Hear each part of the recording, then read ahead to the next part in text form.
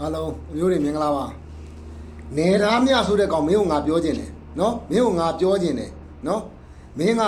ငါတို့မြန်မာနိုင်ငံရဲ့မြေပုံကိုလာပြီးတော့ပိုင်လှိပ်ပြီးတော့ဗာလဲကော်တူလေးနိုင်ငံတည်ထောင်မယ်ဟုတ်လားနော်မင်းကြက်တရီတာနော်ငါတို့မြန်မာတမျိုးသားလုံးကလုံးဝလက်မခံဘူးနော်မင်းကော်တူလေးနိုင်ငံကြီးပေါ်နိုင်ငံလာမစစ်နဲ့အိမ်ကြီးပေါ်မှာအိမ်ငယ်လာမစစ်နဲ့နော်မြန်မာတမျိုးသားလုံးကလုံးဝလက်မခံဘူးနော်မင်းအမကော်တူလေးနိုင်ငံလို့ပြောတဲ့ခါမှာအကောင်လုံးကတက်မတော်နဲ့ပူပေါင်းပြီးတော့တိုက်မယ်ခိုက်မယ်ဆိုတဲ့ကောင်တွေမြန်မာတွေအားလုံးကနော်မြန်မာတွေဆိုတာမြန်မာတိုင်းသားတွေအားလုံးကပြောတာနော်မြန်မာတိုင်းသားတွေအားလုံးကနော်လက်မခံတဲ့အကြောင်းတွေကိုခုမင်းတို့ line ပေါ်မှာမင်းတွေ့နေမင်းလည်းတွေ့မှာပဲနော်မင်းအမြန်ဆုံးတောင်းမှန်ပါအမြန်ဆုံးမြန်မာနိုင်ငံနဲ့မြန်မာပြည်သူလူထုကြီးကိုမင်းအမြန်ဆုံးတောင်းမှန်ပါနော်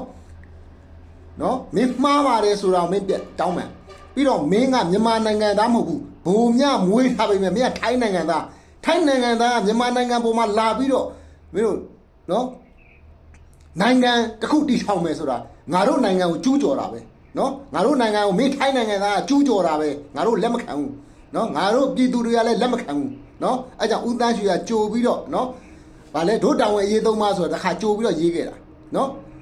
အဲကြောင့်ဒီဒို့တောင်ဝင်ရေးသုံးပါကိုလည်းတက်မတော်ကြီးကိုမြန်မာတက်မတော်ကြီးကိုစောင့်ရှောက်ခိုင်းထားတာဟာလားပြည်တော်စုမပြိုကွဲရေးတိုင်းရင်းသားစည်းလုံးညီညွတ်မှုမပြိုကွဲရေးအချုပ်အခြာအာဏာတည်တံ့ခိုင်မြဲရေးဆိုပြီးတော့နော်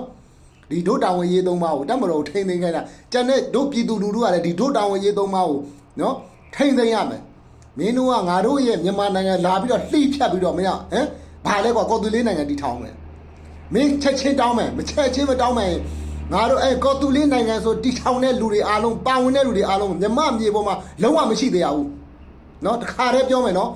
ကော်တူလေးနိုင်ငံဆိုတည်ထောင်တဲ့လူတွေအားလုံးမြမမြေပေါ်မှာမရှိသေးရဘူးအဲ့ဒါမြန်မာတမျိုးသားလုံးကလုံးဝလက်မခံဘူးအဲ့ကြောင့်မြန်မာတမျိုးသားလုံးကအဲ့ကောင်တွေအားလုံးကိုတို့တိုက်ထုတ်ပြရမယ်အားလုံးပါဝင်ရမယ်ဒါပဲ